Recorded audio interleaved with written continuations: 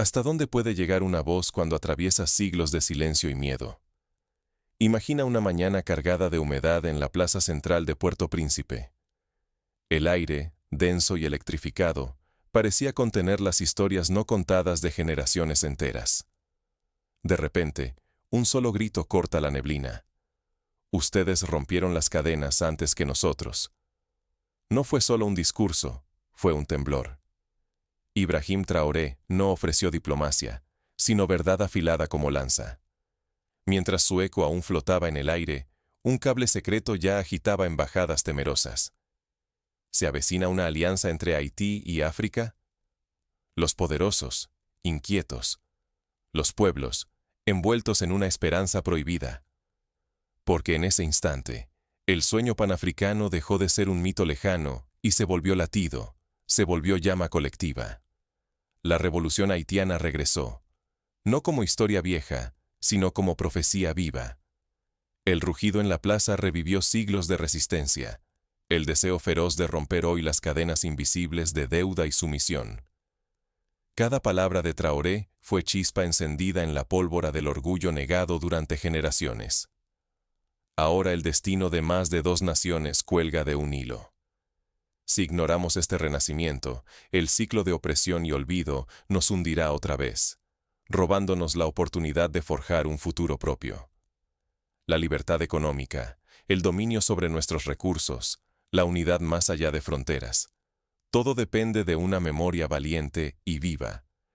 Pero, ¿cómo pudo un discurso encender tanto miedo entre los poderosos y tanta fe entre los olvidados?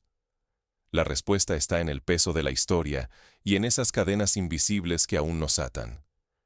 Para entender el verdadero alcance de este momento, debemos mirar atrás, a la llama que Haití encendió hace siglos y que hoy busca unirse con la de África. La historia, lejos de estar dormida, acaba de despertar. Para mirar de frente el presente, primero hay que enfrentar una verdad incómoda. La libertad tuvo un precio, y todavía lo estamos pagando. Haití fue la primera nación negra libre, pero su victoria tuvo costo. Francia le impuso una llamada deuda de independencia, que hoy equivaldría a $560 millones. Esa suma, exigida bajo amenaza de cañones, no era solo una cifra. Era una herida abierta, un tributo disfrazado de contrato. Haití pagó durante más de un siglo, hasta el año 1947, con sangre, sudor y oro.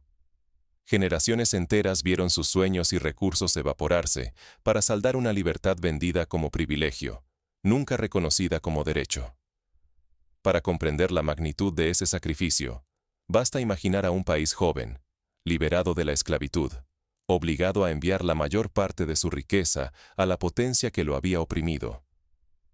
Familias campesinas, artesanos y trabajadores vieron cómo los frutos de su esfuerzo cruzaban el Atlántico, mientras ellos seguían atrapados en la pobreza. En 1825, cuando Francia exigió el primer pago, los barcos de guerra anclados en el puerto recordaban con su presencia que la libertad debía ser comprada a precio de oro, bajo amenaza de fuego y destrucción. Pero Haití no fue solo un caso aislado. Mientras en el Caribe se castigaba la osadía de romper cadenas, en África se preparaba un saqueo a escala continental. En la Conferencia de Berlín, Europa se repartió África como botín, trazando fronteras a lápiz y borrando pueblos enteros. Las minas del Congo, el algodón de Malí, el oro de Ghana y el uranio de Níger levantaron palacios lejanos, mientras la miseria quedaba en casa. En el Congo, por ejemplo, millones de personas murieron en el régimen de Leopoldo II, rey de Bélgica, que convirtió la extracción de caucho y marfil en un negocio sangriento. Las manos cortadas de los trabajadores eran el precio por no cumplir las cuotas.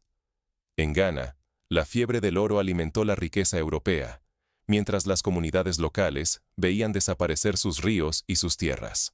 En Sudáfrica, la minería de diamantes y oro forjó fortunas para unos pocos y pobreza para millones. Las cadenas cambiaron de forma. Ya no eran de hierro, sino de papel, facturas, préstamos, tratados injustos. El dominio colonial se reinventó, disfrazando sus viejas cadenas de desarrollo, vendiendo tributos como ayuda. Los acuerdos de explotación minera en Níger, por ejemplo, todavía hoy dejan al país solo una pequeña fracción de las ganancias, mientras las empresas extranjeras controlan el resto. La historia no es solo pasado, es una condena que aún dicta el presente. Ignorar estos hechos es justificar la pobreza y el subdesarrollo como si fueran culpa de la casualidad o la incapacidad, y no el resultado de un saqueo sistemático. Creer lo contrario es repetir la mentira que los colonizadores sembraron. Pero el discurso de Traoré fue más que memoria. Fue una denuncia implacable contra las nuevas formas de esclavitud invisible, esas que siguen atando el destino de Haití y África a intereses ajenos.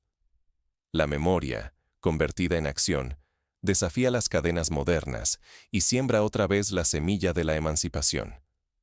La pregunta es, ¿cómo se transformó ese dolor compartido en una fuerza global capaz de desafiar a los poderes que aún dictan las reglas? Todo comienza con el renacimiento de una alianza espiritual y política entre Haití y África. Las cadenas del siglo XXI no suenan, pero pesan. Son invisibles, pero su peso aplasta sueños y futuros. Hoy, la esclavitud ya no lleva grilletes de hierro. Se esconde tras montañas de deudas imposibles, contratos asfixiantes y una ayuda internacional que cobra intereses ocultos.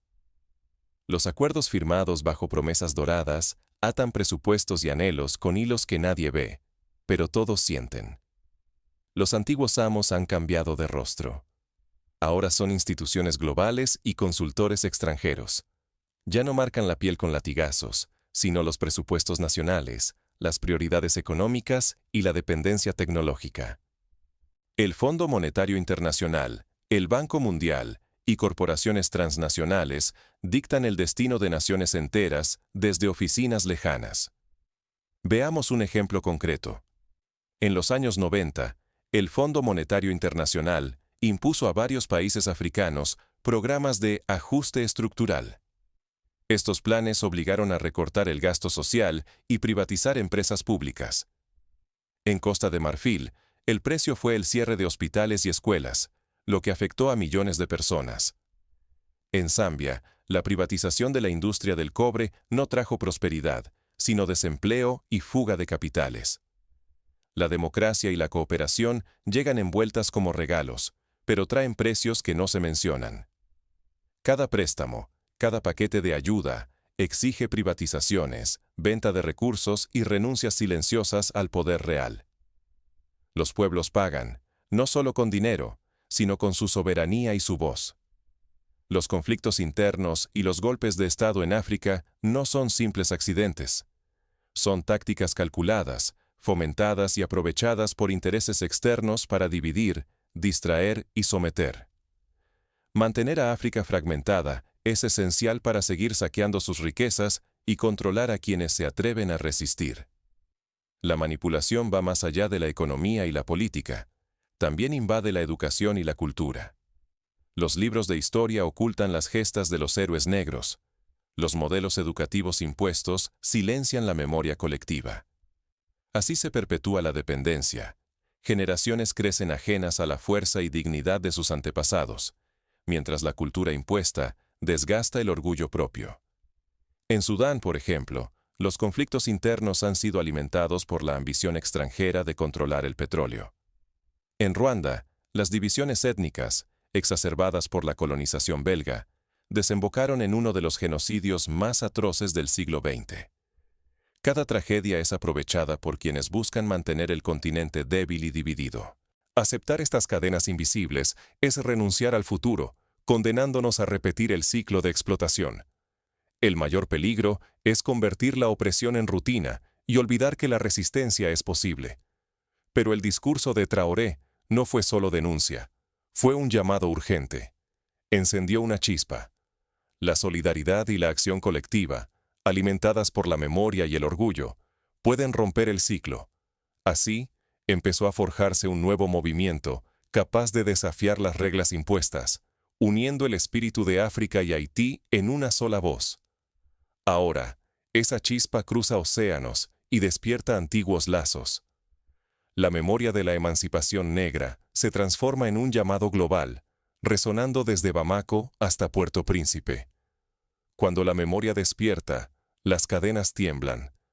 El discurso de Ibrahim Traoré en Puerto Príncipe no solo fue un eco en la historia, sino la chispa que incendió una ola que ya nadie puede contener. A lo largo del continente africano, el Caribe y entre las diásporas en Europa y América Latina, brotan movilizaciones como mares en crecida. Las plazas se llenan de arte rebelde, debates candentes y murales que reescriben la emancipación negra con cada trazo.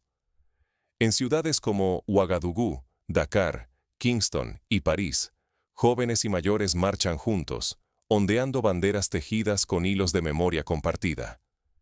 La Confederación AES, ese frente de solidaridad entre estados africanos, comienza a tomar forma, desafiando acuerdos antiguos que por siglos dictaron otros.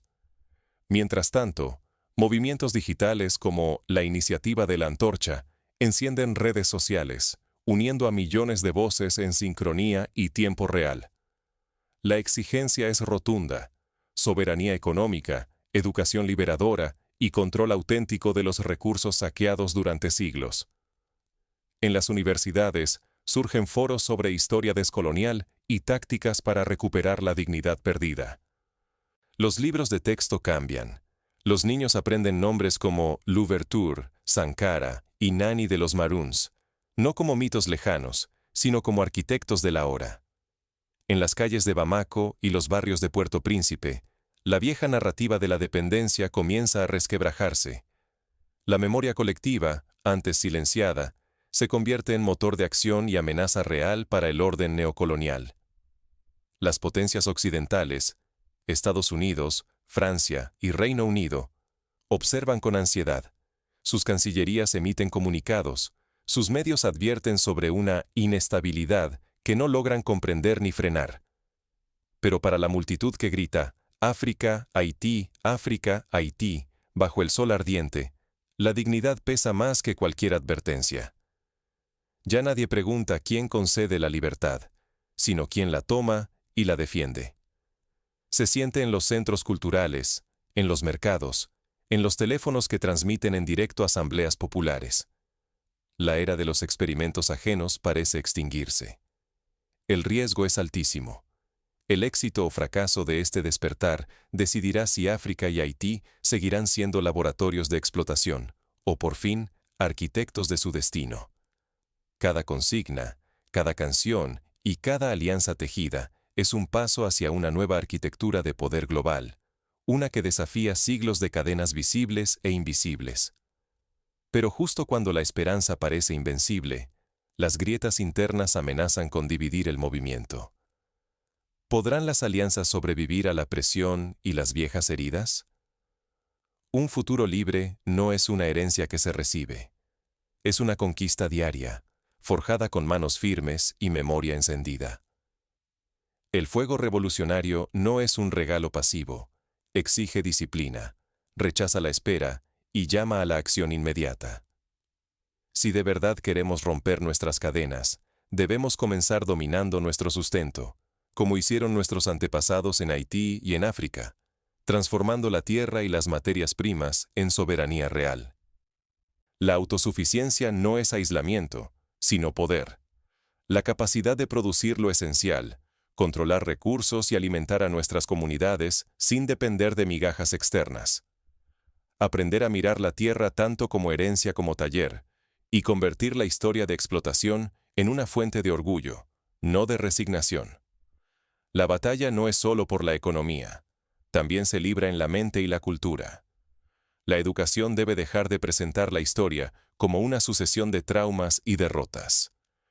Que se enseñe la epopeya de Louverture, de Dessalines, de Sankara, como ejemplo de ingenio, coraje y triunfo sobre la fatalidad.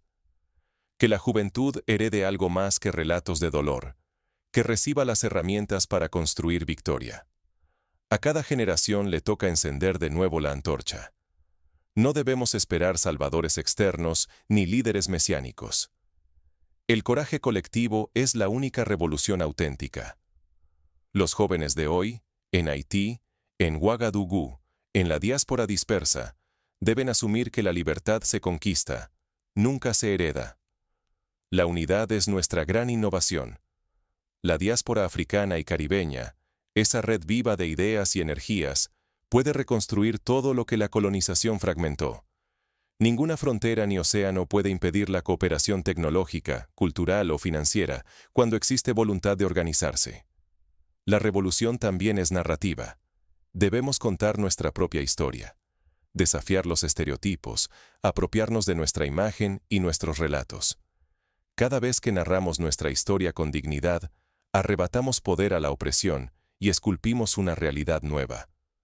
Pero existe un riesgo urgente. Si no convertimos la memoria en acción, la revolución morirá entre discursos huecos, igual que tantas promesas sofocadas por la costumbre. La opresión persistirá mientras solo recordemos y no actuemos. Por eso, cada gesto es vital. Desde el taller artesanal hasta la asamblea barrial, desde la escuela hasta la red digital. Así llegamos a una encrucijada.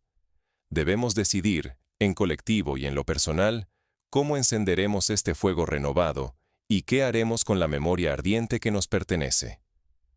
El destino de nuestra emancipación depende de cómo elijamos actuar sobre la memoria y la unidad que nos reúne. Cada decisión tomada ahora marcará el pulso de la libertad futura. El mundo ya ha escuchado el eco de la verdad. Ahora la antorcha está en tus manos. ¿Qué harás con ella? Durante siglos, nos enseñaron a ver Haití y África como cicatrices, como tierras condenadas a sufrir bajo cadenas invisibles. Pero hoy, la memoria ha cambiado. Ya no es un museo polvoriento, sino un tambor que llama a la acción colectiva, urgente e irrenunciable. No es momento de buscar permiso ni salvadores extranjeros. La dignidad se conquista desde el primer paso, desde el esfuerzo diario en tu barrio, tu escuela, tu puesto de trabajo. Cada gesto de memoria, cada acto de resistencia, cada palabra de orgullo enciende una chispa en la llama que nunca debió apagarse. El riesgo es real. Si dejamos pasar este instante, si permitimos que el rugido se apague, el silencio volverá y los nombres de nuestros ancestros se perderán. Si caemos en la inercia, la historia se reescribirá en nuestra contra. Pero también hay una oportunidad única: ser parte del renacimiento, transformar la memoria en poder, la herida en horizonte. No subestimes tu papel en esta nueva era. El renacimiento no nace en discursos grandilocuentes, sino en la suma de miles de actos valientes, en la cooperación entre vecinos, entre países, entre continentes. La soberanía empieza cuando rechazas las cadenas invisibles de la deuda, de la dependencia y de la vergüenza heredada. Recuerda, lo que comenzó en Saint-Domingue y resonó desde Ouagadougou hasta tu casa, no fue solo historia, fue herencia. Hoy la antorcha no está en manos de un héroe lejano, está en las tuyas. ¿La dejarás caer? ¿O encenderás el camino para quienes vienen detrás? Este es el llamado. No retrocedas, no olvides, no esperes.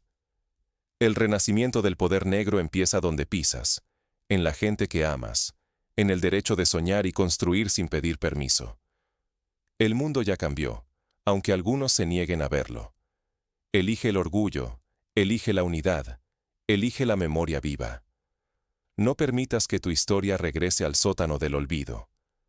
Haz de este momento un inicio, no un paréntesis.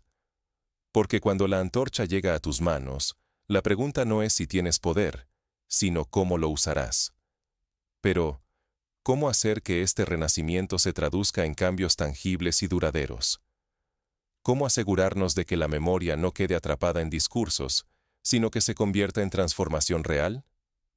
Primero, recuperemos el control sobre los recursos naturales. Un país no puede ser libre mientras su subsuelo, su agua y su agricultura están en manos ajenas.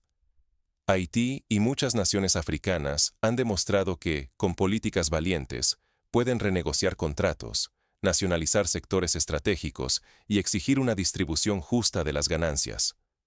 Ejemplos no faltan.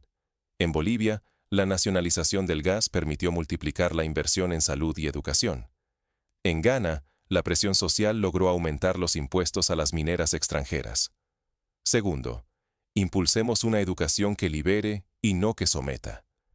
Es vital revisar los programas escolares para que incluyan la historia real de la resistencia negra, la filosofía africana y las lenguas originarias. Nigeria, por ejemplo, ha lanzado proyectos para que las nuevas generaciones aprendan sobre los reinos de Benín y Oyo, y sobre mujeres poderosas como la reina Nsinga. En Haití, movimientos culturales como la CU han rescatado tradiciones y festivales que fortalecen el orgullo nacional.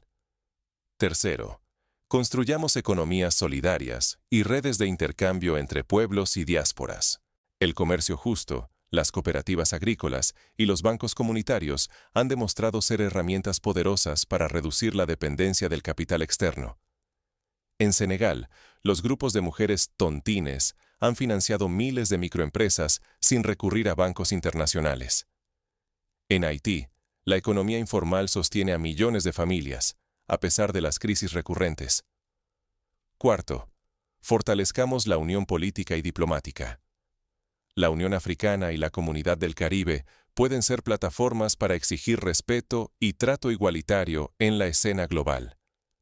África, en bloque, ha logrado negociar mejores condiciones en la Organización Mundial del Comercio.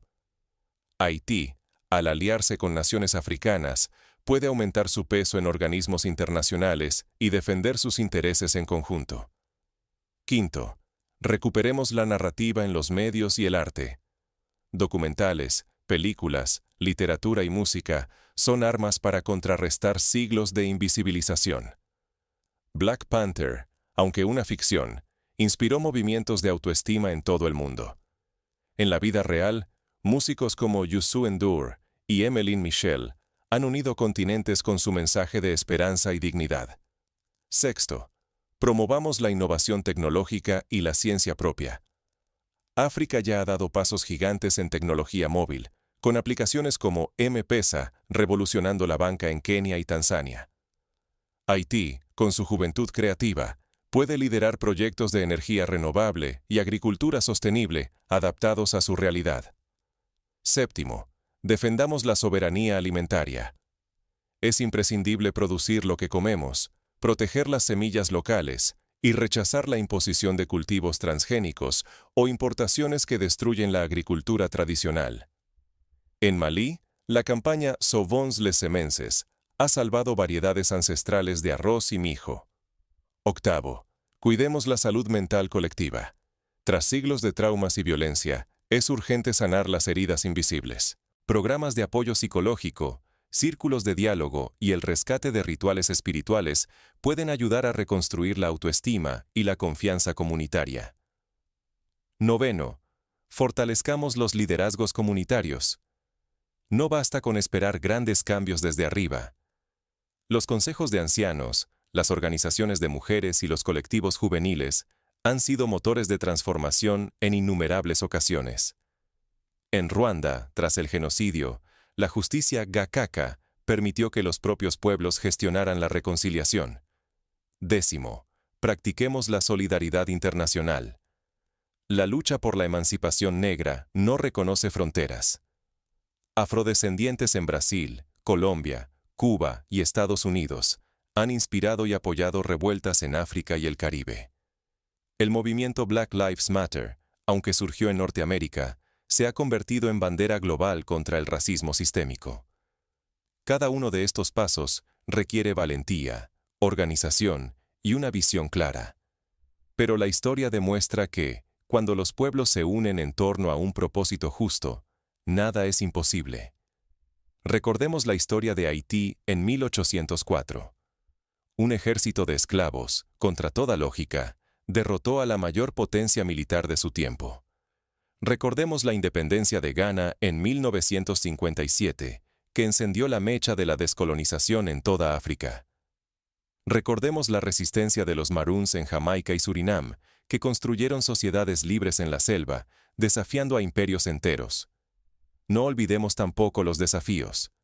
La represión, la corrupción interna y la tentación de la división son peligros reales. los poderosos intentarán cooptar o destruir el movimiento. Los medios internacionales buscarán distorsionar la imagen de quienes luchan, presentándolos como peligrosos o irracionales. Por eso, la vigilancia y la transparencia deben ser principios fundamentales. En cada barrio, en cada campo, en cada ciudad, la pregunta resuena: ¿cómo transformar el despertar en acción permanente?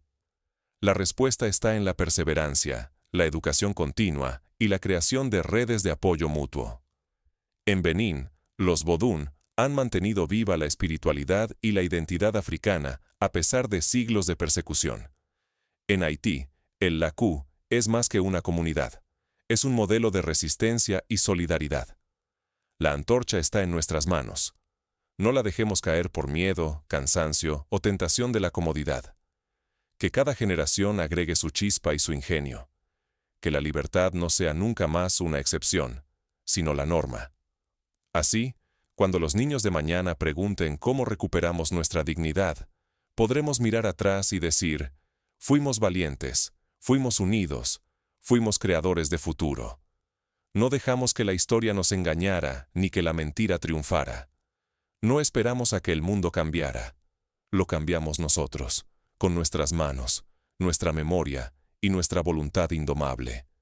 La encrucijada está ante ti. La antorcha arde. ¿Serás espectador de tu historia o protagonista de tu renacimiento? Elige, actúa, inspira. Porque cuando la memoria se convierte en acción, la libertad deja de ser un sueño y se convierte en realidad.